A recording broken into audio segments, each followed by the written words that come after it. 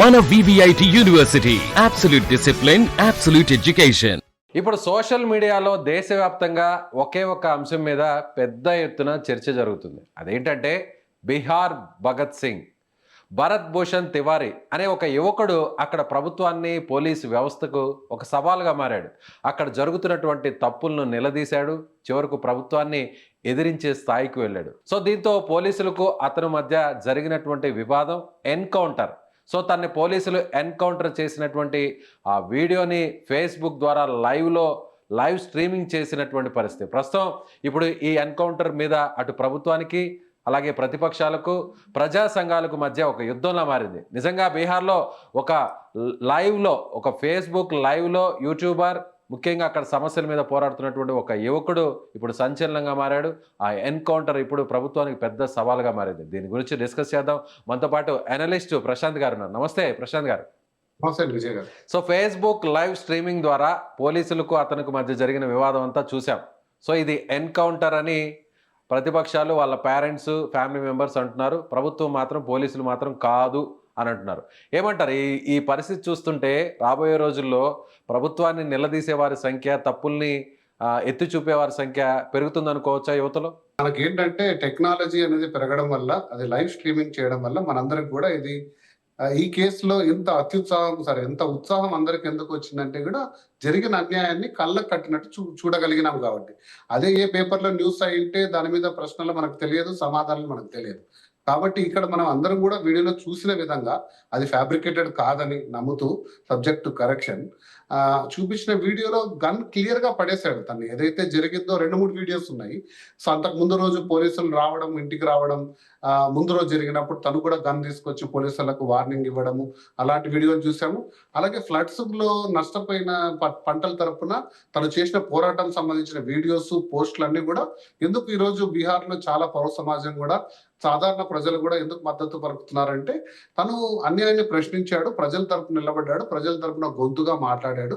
అలాంటి వ్యక్తిని ఎన్కౌంటర్ చేయడమే కాదు, మానసిక స్థితి సరిగ్గా లేదంటూ చెప్పడం, సెల్ఫ్ డిఫెన్స్ లో మేము చంపేశామని పోలీసులు చెప్పడం అనేది కొంచెం హాస్యాస్పదంగా ఉంది. ఎందుకంటే మనం అందరం కూడా వీడియో చూస్తే అప్పుడు తను ఎన్కౌంటర్ కాబడ్డ టైంలో గన్ క్లియర్ గా కింద పడేసిన 30 సెకండ్లు, 1 మినిట్ తర్వాత కాల్పులు జరపడం అనేది నిజంగా తను సరెండర్ అయితే మీ డిమాండ్స్ అన్ని కూడా ప్రభుత్వానికి తీసుకెళ్తాము, సరెండర్ కమ్మంటే సరెండర్ అయిన సందర్భంలో అది కూడా గన్ కూడా దాదాపు ఓపెన్ ఫీల్డ్స్ లో చాలా దూరం కూడా వేశాడు, తను కింద కూడా పెట్టలేదు.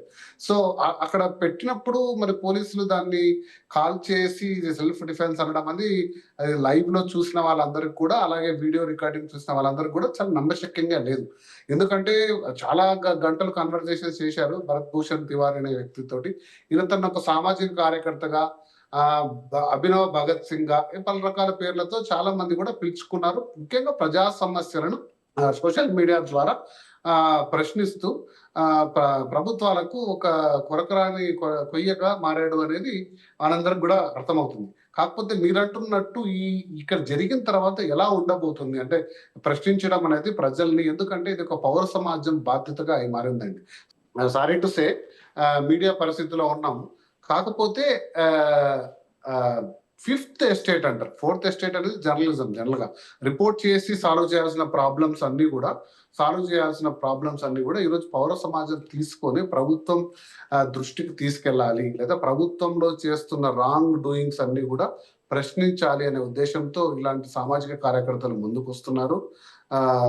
ఈ సామాజిక కార్యకర్తలు అందరూ కూడా ఇలాంటి సంఘటనలు మనకు జరిగినప్పుడు ఏ విధంగా అంటే ఒక రకమైన భయాందోళన పరిస్థితులు మనకు కనపడుతున్నాయి.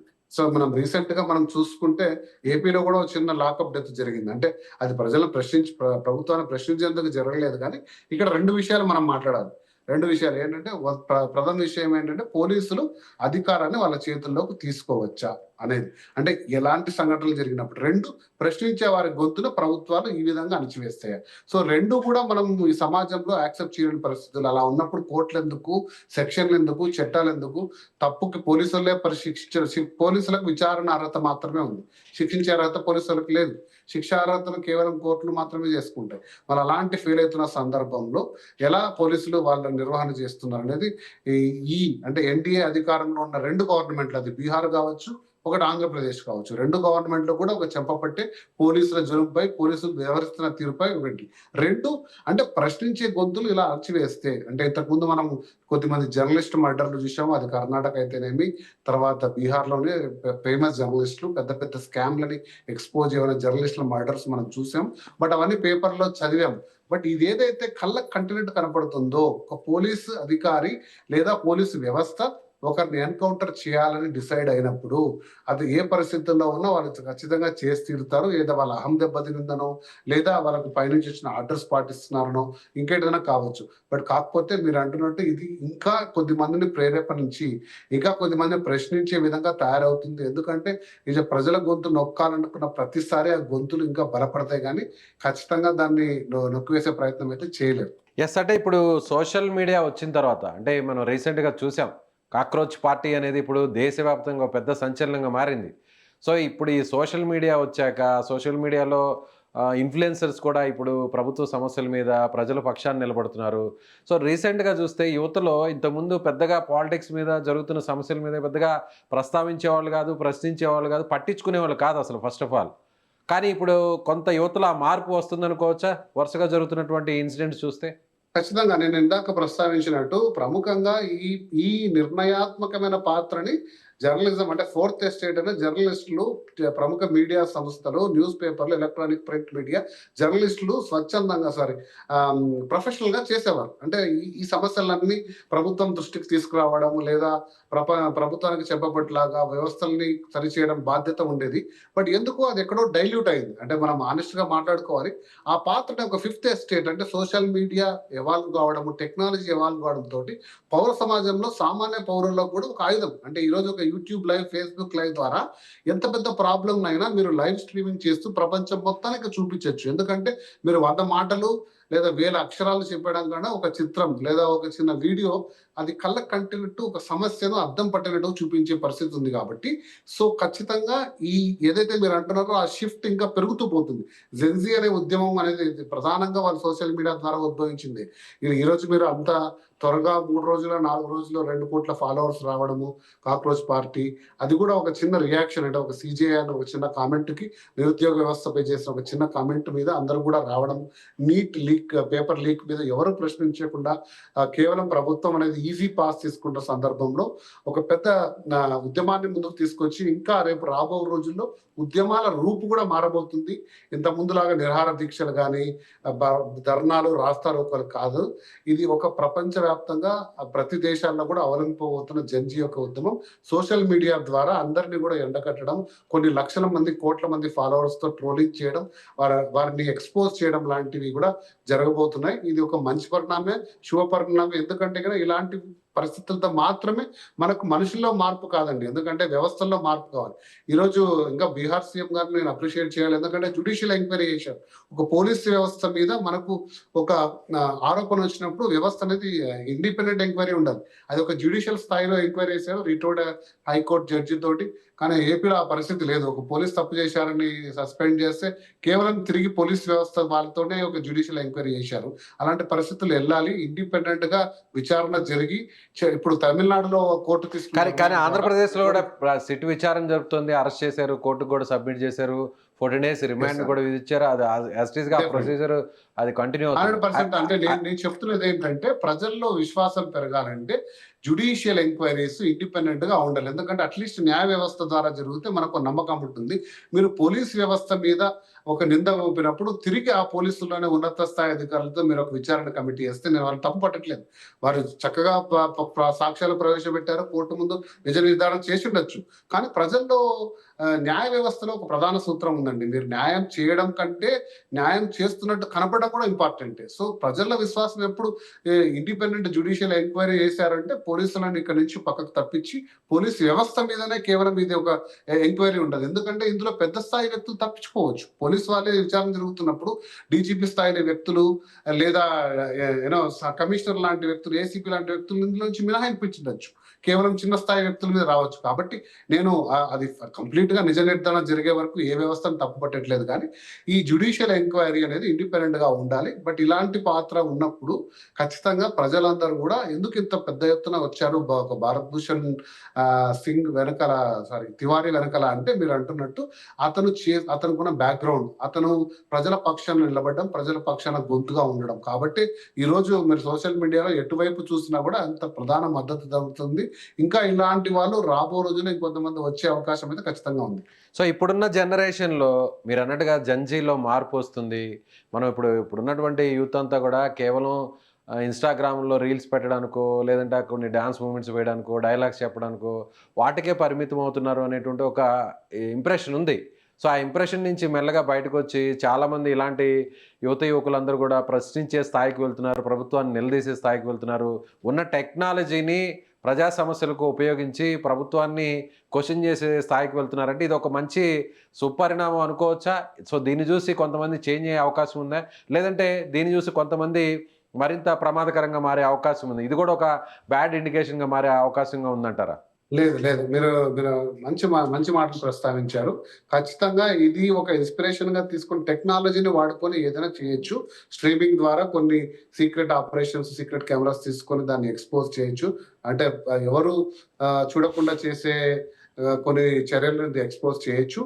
రెండోదేంటంటే ఈ ధైర్యం అండి. వీళ్ళందరికి కూడా ఈ ప్రధాన కారణం ఇప్పుడు అంత చిన్న వయసులో తను చేశాడంటే మరి డెఫినిట్‌గా తను గన్ పట్టుకోవడం కల్చర్‌నైతే ఎవరు ఎంకరేజ్ చేయరు. గన్ కల్చర్ అనేది ఖచ్చితంగా మంచిది కాదు. ప్రజా సమస్యపై పోరాటం చేశాడు. తన ప్రాణాలకు తెగించి చూసారా? అది డెఫినిట్‌గా జెన్‌జీ వ్యవస్థలో మార్పొచ్చింది. ఇంతకుముందు ఉన్న వాళ్ళకి చాలా సోషల్ ఇన్హిబిషన్స్ ఉండేవి, భయాలుండేటివి. నా కుటుంబం ఏమవుతుందో, మా వాళ్ళు ఏం చేస్తారో, మా ఫ్రెండ్స్ ఏం చేస్తారో, ఇలాంటివి కొంచెం పక్కకు పెట్టి ఆ సమస్యపై పోరాటాన్ని ఒక కమిటెడ్‌గా చేస్తున్నారు. వాళ్ళ ద్వారానే కొంచెం ఇన్నోవేషన్స్ కూడా పెరిగాయి. టెక్నాలజీ రెవల్యూషన్స్ పెరిగాయి. చాలా వరకు ప్రొడక్టివ్‌గా ఉన్నారంటే వచ్చే జనరేషన్. ఖచ్చితంగా ఇది వెల్కమింగ్‌గా ఉంది. మీరు అంటున్నట్టు చాలా మంది ఇన్‌స్టాగ్రామ్‌లో టైం వేస్ట్ చేస్తున్నారు, రీల్స్ చేస్తున్నారు అనేది చాలా కొద్దిపాటి మాత్రమే. టెక్నాలజీని వాడుకొని వండర్స్ చేస్తున్నారు. ఇది రాబో రోజుల్లో డెఫినిట్‌గా మన దేశానికి కూడా హెల్ప్ అవ్వబోతుంది. బట్ పౌర సమాజాన్ని మేలుకొల్పే ఇలాంటి అంశాలు అంటే వ్యవస్థలో ప్రశ్నించే బాధ్యత కేవలం జర్నలిస్టులదో ఏ కొద్దిపాటి వ్యక్తుల ముందే కాదు. ప్రతి ఒక్కరి బాధ్యత అని మళ్ళీ కూడా గుర్తు చేస్తుంది. సో, ఇప్పుడు తెలుగు రాష్ట్రాల్లో గూడా వాళ్ళకున్నటువంటి సమస్యలను పరిష్కరించుకోవాలన్నా గూడా కొన్ని చూసాం మనం. ఏపీలో గూడా కొంతమంది వీడియోలు తీసి అక్కడున్న రోడ్ల మీద గూడా పోస్ట్ చేస్తే అక్కడున్న పిల్లలు లేదా కొంతమంది యువకులు పవన్ కళ్యాణ్ లాంటి వ్యక్తులు గూడా స్పందించడం, ఇమ్మీడియేట్‌గా కొన్ని గంటల్లో గూడా అక్కడ రోడ్లు వేయించడం. సో, ఇవన్నీ కూడా చూసాం. అంటే టెక్నాలజీని యూజ్ చేసుకుంటే, సోషల్ మీడియాని యూజ్ చేసుకుంటే ఎంత దూరమైనా కూడా వెళ్ళొచ్చు. ఎలాంటి సమస్య అయినా కూడా పరిష్కారం దొరుకుతుంది. కాకపోతే అందులో చిత్తశుద్ధి ఉండాలి అనేది ఖచ్చితంగా అవసరం అంటారు. అంతేనా? 100% అండి. 100% దాన్ని ఇప్పుడు చిత్తశుద్ధితో పాటు దాన్ని ఫస్ట్ ఆఫ్ ఆల్ పొలిటికల్ ఉండద్దండి. ఎప్పుడైనా కూడా ప్రజలు ఎప్పుడు మన ఎన్నికలొస్తారంటే ఒక పార్టీకో, ఒక వ్యక్తికో మీరు కొమ్ము కాస్తూ మీరు ఒక న్యూట్రల్‌గా ఉన్నట్టు కనపడ్డారనుకో అది ఎక్కువ రోజులు పట్టదు. ఒక వ్యక్తికి విషయాన్ని అలా కాకుండా జెన్యూన్‌గా సమస్య మీదే పోరాటం. అది ఏ పార్టీతో అయినా, ఏ వ్యవస్థతో అయినా. ఆ సమస్యతో మాత్రమే మన శత్రువు ఎవరు ఆ సమస్య సృష్టించే వాళ్ళు. సో వాటిని జెన్యూన్‌గా చేయగలిగితే ఆ థింకింగ్ మనకుంటే భారతదేశమే కాదు ప్రపంచంలో అన్ని దేశాలు కూడా ఆ థింకింగ్‌తోనే ముందుకొచ్చాయి. సో అలాంటి సోషల్ మీడియాలో ఉన్న యాక్టివిస్టులు అలాంటి పనులు మనం చేసుకుంటూ పోతే ఖచ్చితంగా మీరు చెప్తున్నట్టు చాలా ప్రాబ్లమ్స్ సరైన సంస్థలకెళ్ళి రిపోర్ట్ చేసి, టికెట్లు ఓపెన్ చేసి వాళ్ళను కూడా నిబద్ధత పెంచి పని చేపించే విధంగా ఈరోజు ఈ యాక్టివిస్టులు కానీ, టెక్నాలజీ కానీ ఉపయోగపడే పరిస్థితులు ఉన్నాయి. సో కాబట్టి మనం కూడా దాన్ని ఆలోచించుకొని చేసుకోవాల్సింది ఏంటంటే దీన్ని ఏదో ఒక వ్యక్తికో, ఒక పార్టీకో, ఒక సంస్థకో లాభం కాకుండా నిష్పక్షపాతంగా ఆ సమస్యను పరిష్కరించే విధంగా మనకున్న వనరులు వాడుకొని తీస్తే ఖచ్చితంగా ప్రజల మద్దతు ఉంటుంది. వ్యవస్థలో కూడా మార్పు వచ్చే పద్ధతి ఉంది. సో రీసెంట్‌గా మనం ఒక సంస్కృతిని గమనిస్తున్నాం. ఏంటంటే కొంతమంది డైరెక్ట్‌గా ఉన్న యంగ్ పొలిటీషియన్స్‌కు అలాగే పవర్‌లో ఉన్నటువంటి కీ పొజిషన్‌లో ఉన్న వాళ్ళందరూ కూడా ట్విట్టర్ ద్వారా ఎక్స్ నుంచి నేరుగా ట్వీట్ చేసి సో వాళ్ళకి లింక్ చేసి ఏదన్నా ఒక సమస్య గురించి ట్యాగ్ చేస్తే ఇమ్మీడియేట్‌గా వెంటనే సమాధానం జరగడం, పరిష్కారం దొరకడం ఇవన్నీ కూడా చూస్తున్నాం. అంటే కువైట్‌లో ఇరుక్కున్న వాళ్ళని, గల్ఫ్ కంట్రీస్‌లో ఇరుక్కున్న వాళ్ళని సో అట్లా సోషల్ మీడియాలో ట్యాగ్ చేసి ఏపీ డిప్యూటీ సీఎం గానీ, లేదంటే లోకేష్ గానీ ఇలా వీళ్ళకి ట్యాగ్ చేస్తున్నప్పుడు వెంటనే అక్కడి నుంచి రిప్లై వస్తుంది. సో దానికి పరిష్కారం, సొల్యూషన్ కూడా కనపడుతుంది. అంటే ఇప్పుడు ఉన్న టెక్నాలజీని సరైనటువంటి దిశలో ప్రజలందరూ కూడా ముఖ్యంగా యువత వాడుకుంటే ఆ పరిష్కారం ఖచ్చితంగా లభిస్తుంది అనడానికి ఇవి ఒక బెస్ట్ ఎగ్జాంపుల్స్ అనుకోవచ్చా? 100% అండి. మీరు చాలా చక్కగా చెప్పారు. ఇందులో ఏదైతే మనకి అంశం ఏదైతే జరిగిందో తను ఎన్‌కౌంటర్ చేయడం విచారకరం కాబట్టి, కాకపోతే తను ఎన్నుకున్న విధానం ప్రజల సమస్యలను ఏకరువు పెడుతున్న విధానం అయితే ఒక ఇన్‌స్పిరేషన్‌గా ఉండాలి. తను ఎన్నుకున్న విధానం గన్ కల్చర్ తప్పు. తనని ఎన్‌కౌంటర్ చేయడం తప్పు.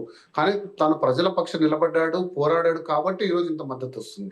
సో, అది ఖచ్చితంగా అది అందరూ కూడా చూసి ప్రాబ్లమ్స్‌ని రిపోర్ట్ చేస్తే అది ఎంతవరకైనా ఇప్పుడు ఈరోజు ఇన్వాల్వ్‌మెంట్‌లో ఒకవేళ ఉద్దేశపూర్వకంగా తను ఎన్‌కౌంటర్ చేసుంటే ఎవరో ఎక్కడో భయపడి ఉంటారు. తను చేసిన రిపోర్ట్‌కు, తను చేస్తున్న విధానంలో మాకు దెబ్బ పడుతుంది, మా నిర్లక్ష్యమో, మేము చేసిన తప్పో, కరప్షనో బయటపడుతుందని ఇంకొకరు భయపడే కదా ఈ చర్య తీసుకుండొచ్చు. అంటే ఒకవేళ అది నిజమైతే. సో, కాబట్టి ఏదైనా సరే ఈ కల్చర్ అనేది డెఫినిట్‌గా మంచిదే. ప్రశ్నించే విధానం అనేది పెరుగుతూ ఉంటుంది. తర్వాత ప్రజల నాయకులు కూడా నిర్లక్ష్యంగా అంటే ఉంటారు వ్యవహరించారండి. అంటే ఏదో మా ఇంటికి ఒక లెటర్ పట్టుకొని ఎప్పుడో వస్తారులే అప్పుడు సమాధానం చెప్పడం కాకుండా ఇన్‌స్టాంట్ ట్విట్టర్‌లో ట్యాగ్ చేసి మీరు సమాధానం చెప్పకపోతే కొన్ని లక్షల మంది, కోట్ల మంది చూడగా పలానా నాయకుడిని, పలానా మినిస్టర్‌ని, కన్సర్న్ మినిస్టర్‌ని ట్వీట్ చేస్తే కనీసం రెస్పాన్స్ కూడా లేదు అని అదేవిధంగా తిరిగి నిబద్ధతతో రెస్పాన్స్ ఇస్తే వారి యొక్క కార్యాలయంలోని కింద వాళ్ళందరూ కూడా డిపార్ట్మెంట్స్ అందరూ కూడా యాక్టివ్‌గా ఉంటారు. అరే! స్వయాన డిప్యూటీ సీఎంఓ లేదా సీఎం గారే దీన్ని ఇస్తున్నారంటే డిపార్ట్మెంట్‌లో ఉన్న కింద స్థాయి వారు కూడా జాగ్రత్తగా వ్యవహరిస్తారు. కాబట్టి టెక్నాలజీ అనేది రెండు వైపులా పదునున్న కత్తి. దీన్ని రెండు వైపులా డబుల్ ఎడ్జ్డ్ స్వార్డ్. మంచికి వాడొచ్చు, చెడుకి కూడా వాడుకోవచ్చు. ఆ! సో, కాబట్టి దీన్ని జాగ్రత్తగా వాడుకుంటే దీనిలో అద్భుతాలు చేయొచ్చు అని ఇది ఒక అంటే ఈ ఈ ఏదైతే జరిగిన ఇన్సిడెంట్ ఒక నిదర్శనము. బట్ ఇందులో వ్యవస్థల లోపాయితనము లేదా ప్రజల పక్షాన పోరాడుతున్న వారిని అణచివేసే ఏదైతే చర్యలున్నాయో వాటి గురించి లోతైన విచారణ జరిగి ప్రజలకు ఖచ్చితంగా నిజాలు తెలియవలసిన పరిస్థితి అయితే మన జ్యుడిషియరీ విధానంలో ఉంది. తర్వాత ప్రభుత్వాల మీద కూడా బాధ్యత ఉంది. Right sir. Thank you sir. Thank you so much Prashant గారు.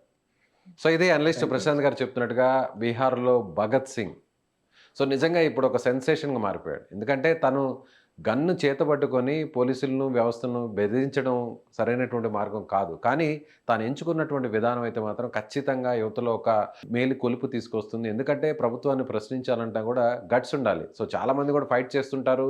చాలామంది నిలదీస్తుంటారు. కానీ ఇలా టెక్నాలజీని ఫేస్‌బుక్ లైవ్ స్ట్రీమింగ్ ద్వారా అక్కడ జరుగుతున్నటువంటి ప్రతి విషయాన్ని కూడా ప్రజలందరి ముందు ఉంచినటువంటి పరిస్థితి. ఒకవేళ అదే జరగకుండా ఉంటే ఖచ్చితంగా అతను ఒక మతిస్థిమితం లేనటువంటి యువకుడు కాబట్టి తమను తాము కాపాడుకోవడం కోసమే సెల్ఫ్ డిఫెన్స్ కోసమే కాల్పులు చేయాల్సినటువంటి పరిస్థితి వచ్చింది అని పోలీసులు ఒక కట్టుకథ అల్లే పరిస్థితి ఉండేది. కానీ ఇప్పుడు టెక్నాలజీ లైవ్ స్ట్రీమింగ్ అనేది పోలీసులు చేసినటువంటి తప్పును కళ్ళ ముందుంచింది.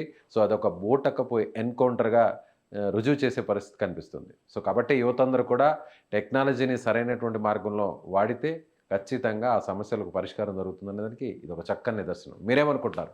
భరత్ భూషణ్ తివారీ అంటే బీహార్‌లో ఇప్పుడు భగత్ సింగ్‌గా మారినటువంటి ఈ యువకుడు గురించి, ఈ యువకుడికి సంబంధించినటువంటి ఎన్‌కౌంటర్ గురించి, అక్కడ జరుగుతున్నటువంటి పరిస్థితుల గురించి మీరేమనుకుంటున్నారో కామెంట్ చేయండి. Thank you.